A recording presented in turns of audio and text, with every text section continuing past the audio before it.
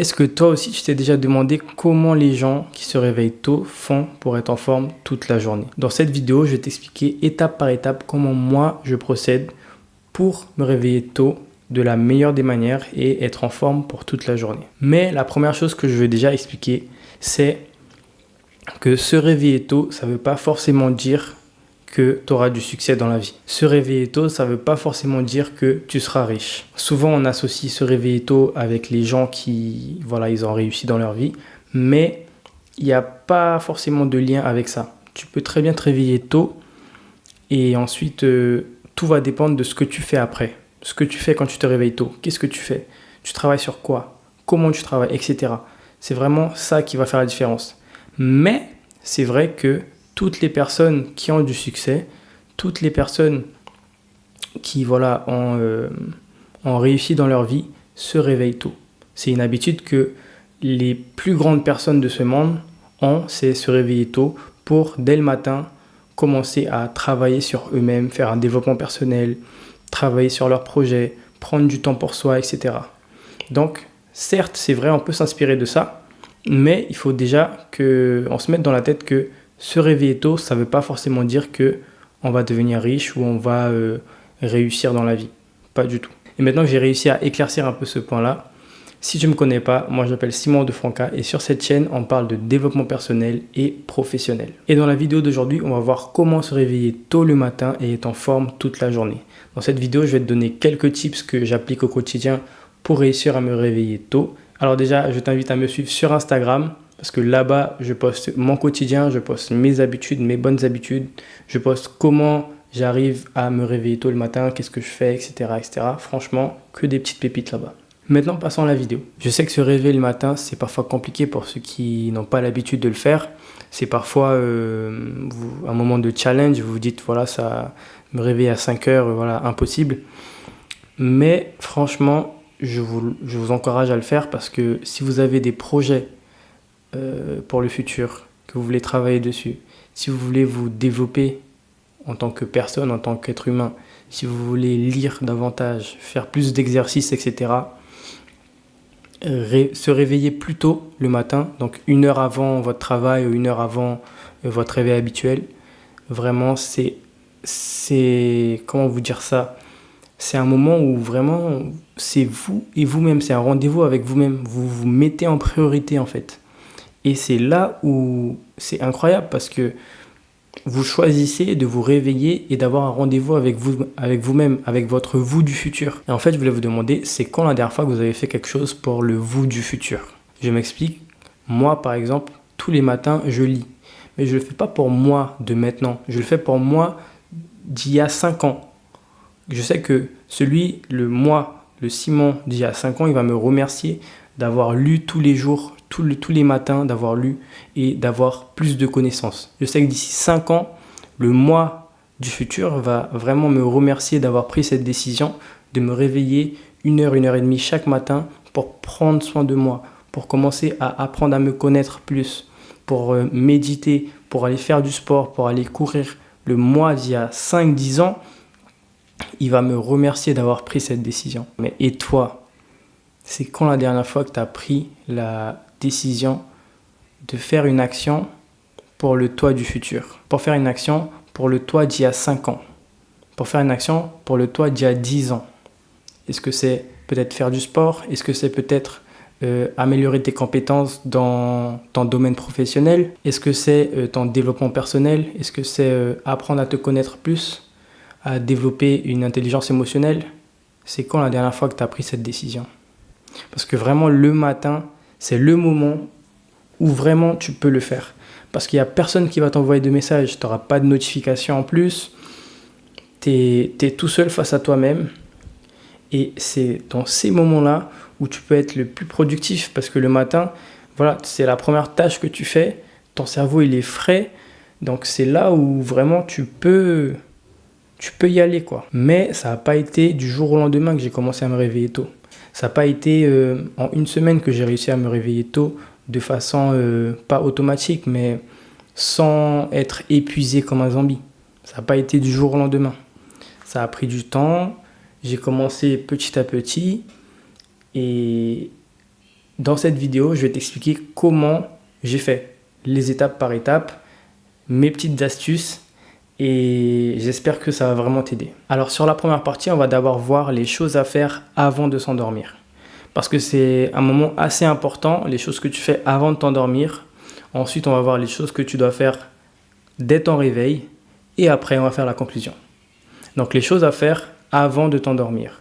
Déjà, les choses que je te conseille de faire, c'est d'éviter les écrans avant de dormir. Au moins 1 heure avant de te coucher, évite tout ce qui est écran, télévision, téléphone, tout ce qui est écran avec de la lumière bleue, évite. Parce que la lumière bleue, ton cerveau, il va l'apercevoir comme si c'est la lumière du jour. Et du coup, tu auras beaucoup plus de mal à t'endormir.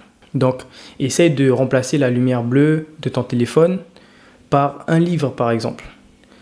Et quand je te dis par un livre, je ne te demande pas de prendre un livre de développement personnel, un livre de vente, un livre pour étudier. Je te demande un livre n'importe. Ça peut être une bande dessinée, ça peut être tout et n'importe quoi. Un roman policier, etc.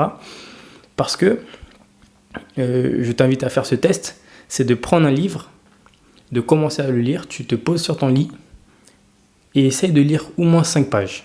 Juste 5 pages. Je te mets au défi, lis uniquement 5 pages. Tu verras qu'au bout de la 3e page, tu seras à moitié endormi déjà et tu pourras déjà dormir. Moi, personnellement, c'est ce que je fais.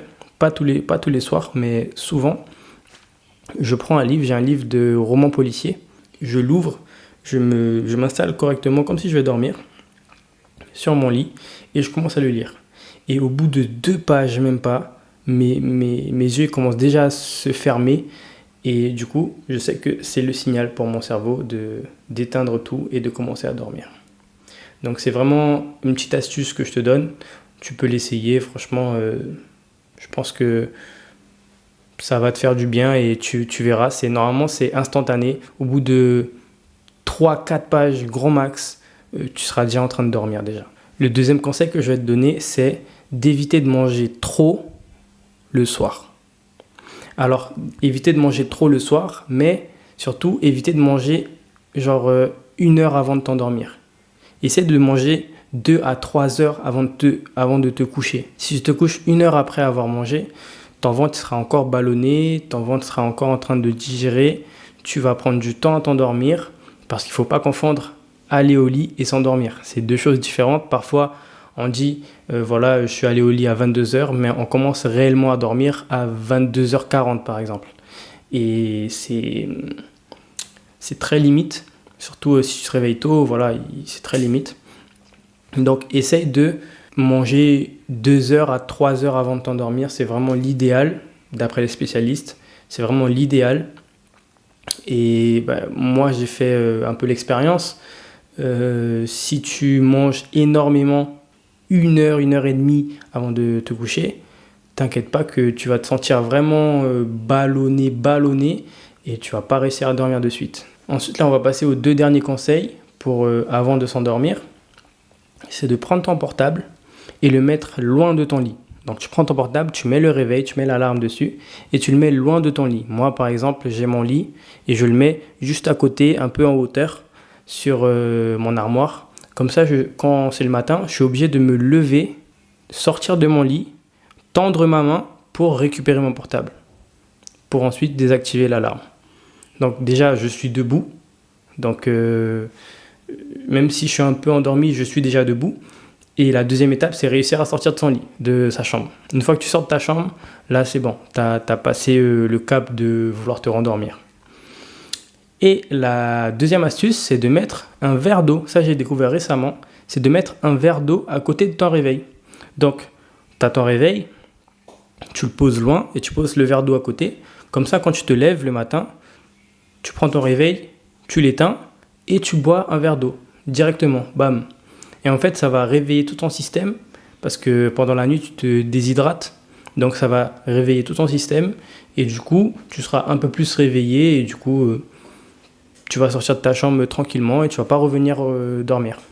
Parce que le problème, c'est que moi, avant, je mettais mon portable un peu trop proche de mon lit. Du coup, la seule chose que je faisais, je n'ouvrais même pas mes yeux. Je savais déjà où il était mon portable. C'était incroyable.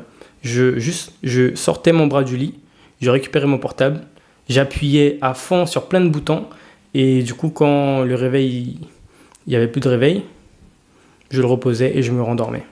Et c'était comme ça. Mais depuis que j'ai découvert la technique de mettre le réveil loin pour m'obliger à sortir de mon lit, franchement, il n'y a rien de mieux parce que j'ai déjà essayé beaucoup de techniques et franchement, il n'y a rien de mieux. J'ai déjà vu une application, je ne sais plus c'est quoi le nom, c'est une application de réveil. En gros, l'application, elle te demande de mettre une photo d'une pièce de ta maison. Donc, tu mets la photo de la pièce de ta maison, par exemple les toilettes. Tu prends une photo de tes toilettes. Et le lendemain, quand le réveil va sonner, le réveil va uniquement arrêter de sonner quand tu vas prendre la photo de tes toilettes. Du coup, tu es obligé de prendre ton réveil, sortir de ta chambre, aller dans tes toilettes pour prendre la photo pour que le réveil puisse arrêter de sonner. Franchement, je trouve que c'est une bonne idée. Moi, je ne l'ai pas testé parce qu'il est payant, mais c'est une bonne idée. Sinon, comme alternative, vous avez la méthode que je vous ai donnée, mettre son réveil loin, mettre un petit verre d'eau, et franchement, ça marche comme sur des roulettes. Maintenant, passons à la deuxième phase, c'est le réveil. Le matin, la première chose à faire après notre réveil, c'est de s'exposer au plus vite à la lumière du jour, parce que du coup, ça va régler notre horloge interne, et ça va permettre de nous réveiller de façon beaucoup plus facile, et aussi, notre cerveau va capter que c'est le matin et il va commencer à libérer des hormones de notre corps qui sont présents uniquement au réveil. Ça va nous aider à nous réveiller encore plus et rentrer dans ce processus de réveil petit à petit. Et en fait, il y a un truc que moi je faisais et que beaucoup de personnes le font encore, c'est quand on a un réveil, on le repousse à plus tard. Donc par exemple, imagine, je mets mon réveil à 6 heures. Il y a le bouton pour arrêter et il y a le bouton smooth, je crois, qui est repousser le réveil. Et du coup, en gros, on se réveille, on prend notre portable, on le repousse, on repose notre portable et on se rendort. Et ensuite, 10 minutes plus tard, il y a le réveil qui ressonne. Et en fait, ça crée un dérèglement hormonal parce que quand on se réveille la première fois, notre cerveau, il voit qu'on est réveillé, il commence à libérer des hormones pour nous réveiller. Quand on se recouche, notre cerveau il se dit mais il n'allait pas se réveiller. Et du coup, il rentre en confusion et il commence à mettre des hormones pour nous rendormir. Et en fait, cette confrontation-là, elle n'est pas bonne parce que du coup, ça dérègle totalement notre hormone corporelle, nos hormones. Je ne suis pas très sûr du terme, mais ça nous dérègle totalement. Et souvent, quand c'est comme ça, on repousse tous nos réveils et à la fin, on se réveille en mode speed, on est souvent en retard, on est là, on n'a même pas le temps d'apprécier notre petit déjeuner. On prend tout ce qu'on a, tac, tac, tac, et on mange et on part. Vraiment, parce qu'on a repoussé notre réveil et on a déréglé progressivement nos hormones, qui fait que du coup, on est en retard, on est au speed, on est de mauvaise humeur, on n'a pas de patience, etc. Tout ça est dû au fait que nos hormones sont déréglées.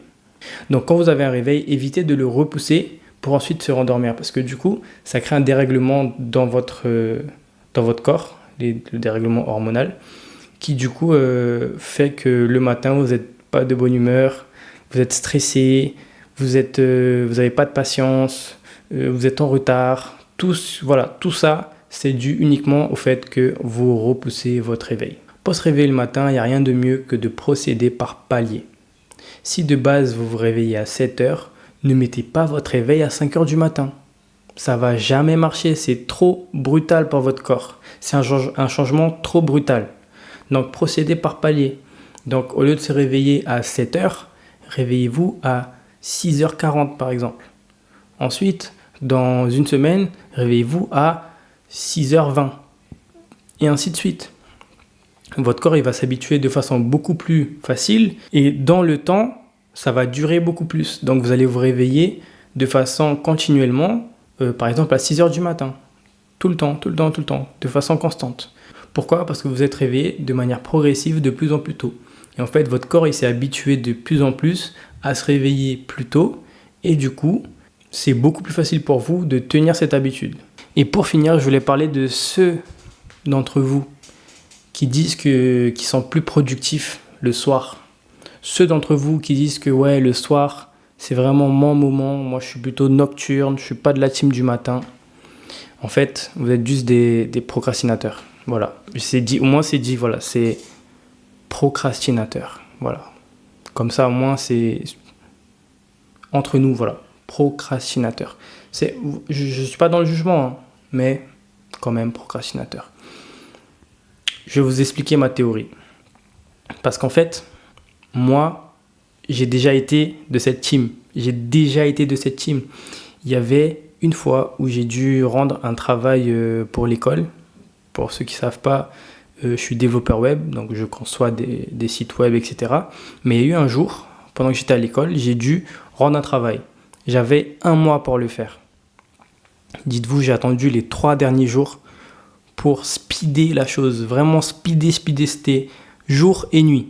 Et le dernier jour, c'était le pire. Pourquoi? Parce que j'ai commencé à 6h.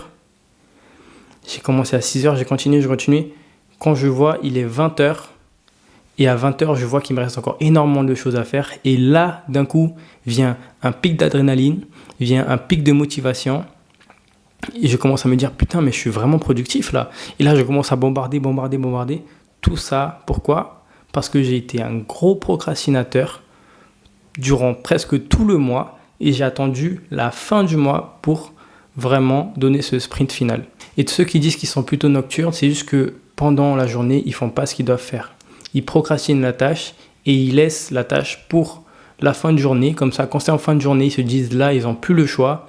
Ils n'ont plus le temps. Donc là, ils commencent à speeder. Ils commencent à faire le sprint final. Et là, ça envoie. Et du coup, ils pensent qu'ils sont beaucoup plus productifs le soir.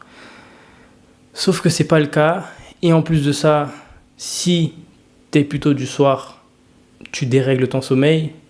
Ce qui est vraiment important pour les gens qui veulent vraiment avoir une bonne performance au quotidien, qui veulent être productifs. Vraiment, le sommeil, c'est la chose très importante que moi, je négligeais énormément.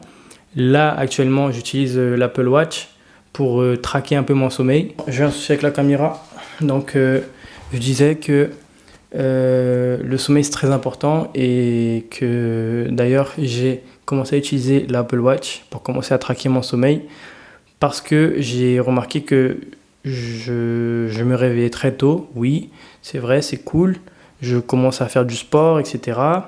Je commence à prendre soin de moi, sauf que je suis toujours très fatigué. Certes, je fais énormément de choses, sauf que je suis très fatigué et que pendant la journée, j'arrive pas à faire de sieste. Donc je me suis dit, je vais commencer à regarder mon sommeil, peut-être c'est ça qui pêche un peu. Donc je me suis un peu intéressé au sujet, je continue encore à faire des recherches. D'ailleurs, bientôt, je vais sortir une vidéo sur le sommeil. Donc je commence quand même à étudier un peu sur ce sujet-là. Mais j'ai pu voir que durée de sommeil moyen, ça fait 1 semaine et quelques, je suis à 6 heures, presque 5 heures, 6 heures et quelques. Et c'est pas assez, c'est vraiment pas assez. Surtout que si je veux maintenir le sport, si je veux maintenir mes habitudes et tout, et surtout être performant, vraiment être productif et tout, c'est pas du tout assez. 6 heures, vraiment, il faut vraiment que j'arrive à atteindre les 7h30, voilà, pour le faire. Mais ça sera le sujet d'une autre vidéo. J'espère que la vidéo vous aura aidé. J'ai essayé d'être simple, avoir des mots très simples et d'être compris. Essayer d'avoir des mots simples avec vous, que vous puissiez comprendre tous les concepts que je viens vous donner. J'espère que vous allez essayer ce que je vous ai dit d'essayer. Et dites-moi en commentaire si ça a marché. Et moi, je vous laisse ici. Sur ce, prenez soin de vous. Et je vous dis à la prochaine vidéo.